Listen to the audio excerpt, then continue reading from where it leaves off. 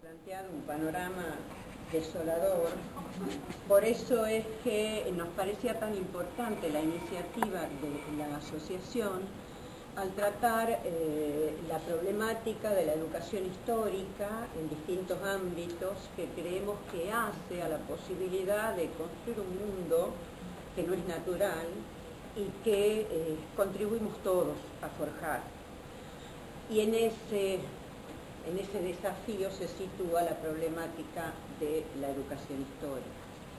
Entonces nosotros vamos a intentar, nunca es posible comentar todo, pero vamos a intentarlo, plantear la problemática de la formación inicial docente, que es un tema clave, porque si no lo analizamos, corremos el riesgo de anquilosarnos.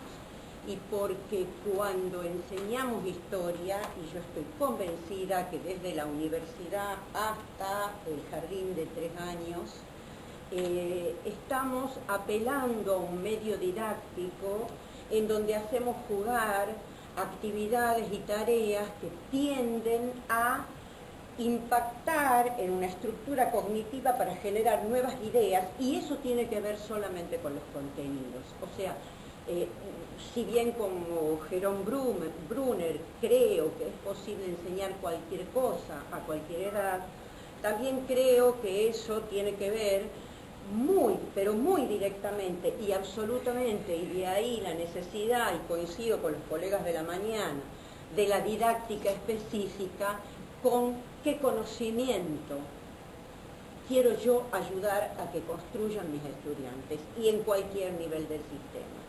Entonces también vamos a tomar a la NES, nosotros hemos sido muy obedientes con el cuestionario orientador que nos mandaron las personas que organizaron este encuentro, y además vamos a tratar de explicitar qué es lo que a nuestro criterio, y en ese sentido nos abrimos a toda la sugerencia, porque esto sucede en un panorama de incertidumbres o en un panorama, digamos, en el que las viejas convicciones están tambaleándose y en el que se hace necesario buscar un nuevo paradigma historiográfico didáctico. Le llaman muchos didactas, muchos historiadores. Todo esto que hemos venido a compartir con ustedes se basa en dos ideas claves para nosotros, ¿no es cierto? Por un lado, la confianza en la educación histórica. Es decir, la absoluta convicción de que la educación histórica no puede faltar, que la educación histórica tiene que contribuir a abrir la cabeza, que la educación histórica tiene que contribuir a ver lo instituido y decir si eso instituido me gusta o no me gusta, y a elegir y a optar, y en la medida en que elijo, fundamento mi elección. La otra idea en base a la cual nosotros elaboramos este largar ideas, porque cuando hablé con Noni me dijo no hay que llevar un paper, es simplemente alimentarnos y retroalimentarnos con las opiniones de cada quien, es que para estas cuestiones que estamos debatiendo, la vinculación entre la historiografía y la didáctica no se puede ni se debe obviar, porque ello demuestra que la historia es un conocimiento en construcción y que la historia es un conocimiento que es en un sentido fuerte y en un sentido débil provisorio y que se está reconstruyendo permanentemente. ¿Por qué? Porque es un conocimiento situado que obedece al presente de quien hace las preguntas. Y también, en ese sentido, siguiendo un poco lo que plantea Furet en el escrito que hemos tenido la oportunidad de analizar y que se llama El taller del historiador, el compromiso con el presente y el compromiso afectivo con el objeto de estudio, con el objeto de enseñanza, es absolutamente imprescindible. Y además, esa unión entre historiografía y didáctica puede permitir al docente tomar posición, tomar autonomía respecto a esa tensión permanente en la que se mueve, que son las obligaciones de la institución, las obligaciones del Estado, las presiones, etc. No me voy a detener ahora demasiado en la cuestión de las normativas, porque creo que la colega del Ministerio de esta mañana nos ha expresado muy bien. Sí creo que la normativa no alcanza. Si uno lee la resolución 9309, la 88, la 84, la que ustedes quieran, yo creo que declarativamente nosotros coincidimos con eso, pero hay que ver, bueno, ¿y ahora cómo lo hacemos? ¿Cómo llevamos a la práctica? ¿Cómo hacemos que la escuela no sea una guardería, sino que la escuela forme cabezas y que en ese intercambio entre alumnos y docentes, porque no es ya una escuela en donde abrimos la cabeza de los estudiantes para volcar las grandes cosas que nosotros sabemos, sino que yo creo en el diálogo y en el intercambio, cómo hacemos para que eso sea posible, para que ese estudiante quiera permanecer. Entonces, a partir de esto, nosotros, lo que sí me interesaría destacar, que creo que es algo que no se ha dicho, se ha lo mencionado, pero que hay que tenerlo en cuenta, es la resolución 2407, que es del Consejo Federal de Educación para la formación inicial docente. Ahí hay un claro sesgo o adscripción a una formación disciplinar, pero también hay algo que no ha sido tomado en cuenta, tampoco en la jurisdicción en la que yo estoy, que es que los tres campos de la formación, que son el de la formación general, el de la formación específica, que es la disciplinar, y el de la formación práctica, tienen que apuntalar la formación de un profesional que enseña una determinada disciplina. No me interesa a mí, ni me preocupa demasiado si yo hablo de la ciencia histórica o si hablo de disciplina, porque sí estoy convencida que es un conocimiento riguroso, que lo que decimos tiene que estar fundamentado, etcétera, etcétera. En este momento, antes sí decía ciencia, prefiero hablar de disciplina, y creo que eso tiene un rigor que no admite discusiones. Pero para hacer esto, para dar lugar a esa resolución 2407, que reitero, no se ha cumplido como lo establece la misma resolución, porque cuando habla, por ejemplo, solamente voy a mencionar esto, de formación general, y dice, esa formación general tiene que apuntalar la formación de un profesional que tenga un conocimiento vasto de la realidad educativa. Está bien, no es un investigador, a lo mejor digo yo, eso lo digo yo, ¿por qué no lo puede ser? Ojalá lo sea también. En realidad se ha usado ese campo de la formación general, que tiene que ir entre un 25 y un 30% para desarrollar materias que son propiamente pedagógicas. Nosotros creemos y hemos intentado que tiene que tener también ese plus que aporte a la formación de ese hombre, esa mujer, ese individuo, ese ser humano, que va a ser el profesor de historia para la escuela secundaria. Estoy hablando de los institutos de formación. Entonces, lo primero que hicimos es bueno, ¿qué pasa con los institutos de formación docente en Tucumán? En Tucumán hay 2 de gestión pública y 1 de gestión privada, que es el Instituto 9 de Julio de la profesora Oligela Rivas, es su propietaria. La situación no es muy alentadora. ¿En qué sentido? Esos institutos están recibiendo, sobre todo a los chicos que no pueden estar en la universidad, porque la universidad está bien, esta mañana se dijo, las carreras nuestras tienen 5 años, los chicos están 9 muchas veces, es exigente, ¿no es cierto?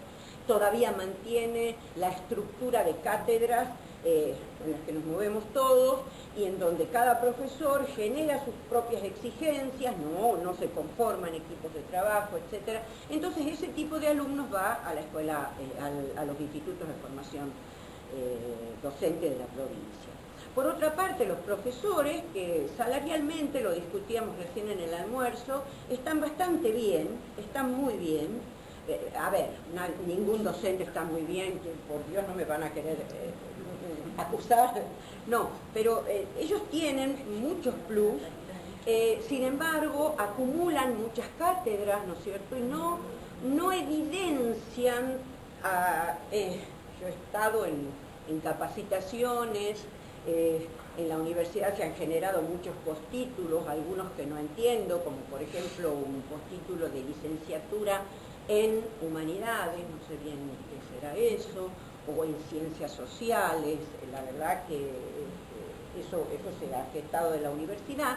Hay una política de capacitación, pero eso, al menos hasta el momento, no lo observamos mucho en la práctica, ¿no es cierto? Y después que esos institutos se mueven en una tensión permanente, que es el funcionamiento en base a una lógica al estilo de la universidad y una lógica al estilo de escuela secundaria, que predomina netamente, ¿no es cierto? Entonces, esa tensión no avala, digamos, que un cambio en este tipo de institutos. Pero de todas maneras hay algunas cuestiones esperanzadoras que ya vamos a mencionar enseguida.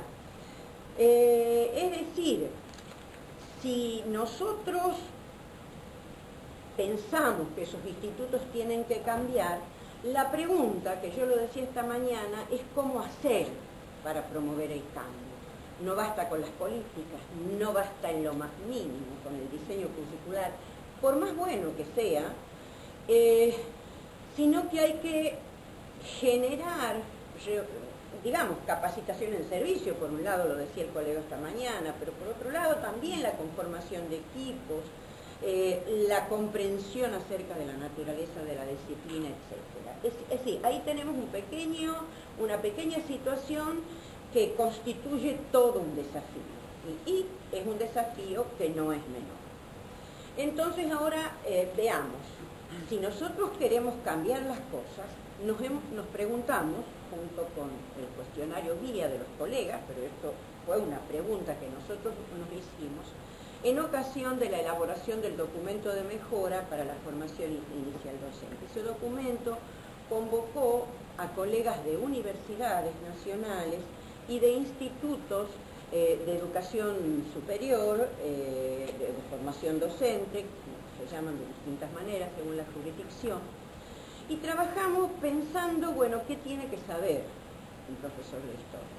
Pero sin pretender bajo ningún punto de vista hacer un diseño curricular, porque eso es algo, una instancia que corresponde a las jurisdicciones. Y según la resolución 2407, que no hemos visto concretada hasta el momento en la práctica, también corresponde a las instituciones tomar decisiones y ganar autonomía frente a la jurisdicción y frente al Estado Nacional, aun cuando hablemos de un Estado, un sistema educativo unificado.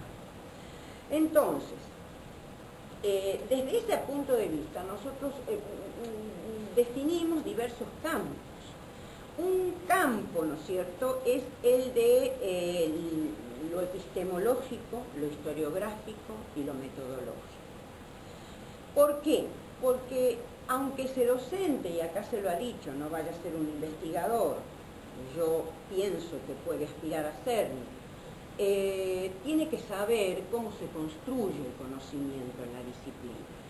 Cuando nosotros decíamos el viejo adagio ciceroniano, la historia maestra de la vida, y pensamos, muchos historiadores obviamente dicen que no, claro, no es la historia maestra de la vida, porque la historia no da lecciones, pero si nosotros nos ubicamos en un tipo de docencia orientadora, un tipo de docencia que permita generar ideas propias, que permita fundamentarlas, entonces la educación histórica cobra otro sentido.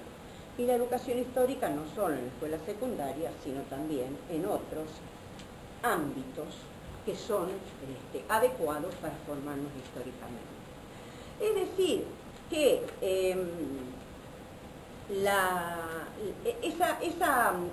ese conocimiento de lo epistemológico, de ver cómo ha cambiado nuestra disciplina, sigue siendo la misma historia rankeana, positivista, y no denostemos tanto el positivismo tampoco, porque sus cosas buenas nos ha dejado, y por otra parte es muy amplio ese concepto, pero no es la misma, sabemos todos, y no me voy a detener en eso, pero sí es bueno que quienes van a ser docentes en la secundaria lo conozcan. La historia ha cambiado de muchas maneras, se ha renovado sus enfoques, sus objetos de estudio, se ha renovado la idea de objetividad. Hoy nadie puede pensar con un concepto de objetividad al viejo estilo, ¿no es cierto?, sino como esa relación interactiva entre un sujeto y objeto de conocimiento. Decimos verdades parciales, decimos verdades que pueden cambiar no solo porque los objetos de estudio se interpretan de distinta manera, y ese es el sentido fuerte de lo provisorio del conocimiento histórico, sino también porque pueden aparecer nuevas preocupaciones, nuevas tecnologías, nuevas maneras de hacer historia que vayan haciéndonos desechar viejas verdades, entre comillas, de verdades. Entonces, eso es muy importante porque la historia que se enseñó hasta ahora es una historia que se enseñó como saber objetivo, verdadero, definitivo, y creo que eso es algo que nosotros tenemos que dejar de lado. Digamos que los cuestionamientos posmodernos, podemos estar de acuerdo o no, pero también aparecen a mi criterio como una oportunidad para lo que en realidad forma parte de no tan nuevas inquietudes, porque ya Edward Gibbon lo decía en el siglo XVIII. Enseñar dudando y a dudar es algo que tal vez tendríamos que asumir como propio. Enseñar dudando y a dudar, que no es mío, lo tomé de Edward Gibbon, sinceramente, y me parece que es muy válido. Es decir, esa historia que no es un conjunto de verdades definitivas, ni mucho menos, sino como un conjunto de problemas abierto al debate, abierto a la controversia, y que nosotros tenemos tal vez que manifestar a nuestros alumnos de la formación inicial.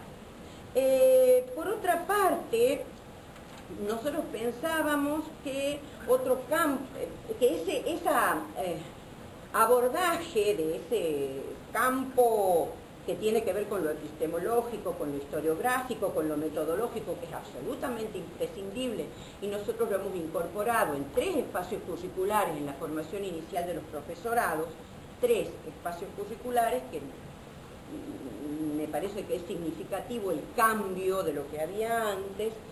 También tendría que formar parte de los otros espacios curriculares, es decir, aquellos que hacen a los contenidos que nosotros estamos más o menos habituados, que los podemos llamar como nos guste. Nosotros hemos preferido llamarlos, digamos, los contenidos referidos a los procesos, a los conflictos, a los cambios y continuidades que se producen a nivel mundial, de Latinoamérica, etcétera. La podemos llamar historia antigua, media, como nos guste.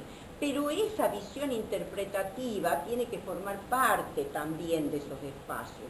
Es decir, enseñar dudando y a dudar, en el buen sentido de la duda, en el sentido de decir, bueno, está esta posibilidad, está esta construcción historiográfica, es decir, hacer una especie de historia de la historia o de las distintas interpretaciones en cada espacio curricular. Un tercer campo de formación está referido, ¿no es cierto?, a lo didáctico, lo comunicacional, a las tecnologías de la información y la comunicación, a esa historia-divulgación con la que nos encontramos normalmente, es decir, ese individuo que se forma para ser un profesor de historia tiene que saber qué racionalidad lleva esa historia, a qué concepción obedece. Y ya lo decía Carr, ¿no es cierto? Bueno, cuando leemos la obra de un historiador tenemos que saber algunos elementos acerca de ese historiador, no solo desde qué perspectiva lo hace, ¿no? Y esa organización ya les voy a contar cómo la hemos hecho. Después, el otro campo de formación es el campo de la formación práctica. Y creemos que el campo de la formación práctica se tiene que referir a esa reflexión sobre la propia manera, la propia forma. Y en ese sentido, ya le estoy dejando sin tiempo a mi compañera, porque la verdad es que se trata de temas que son complejos y que nos apasionan realmente.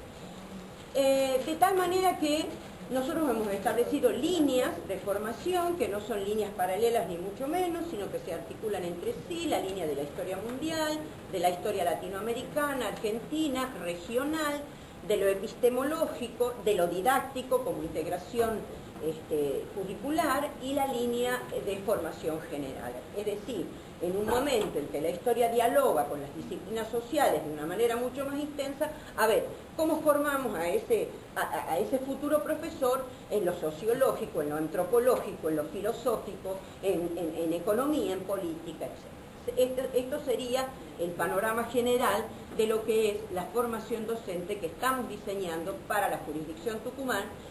En cuanto a los otros dos campos, todavía no lo sabemos porque están a cargo de especialistas en ciencias de la educación y creo que eso es mucho. No porque desprecie a los colegas de ciencias de la educación, de quienes hemos aprendido mucho, sino porque tenemos que seguir dialogando los historiadores con ellos. Bueno, porque en realidad tenemos un tiempo compartido. Sí, pero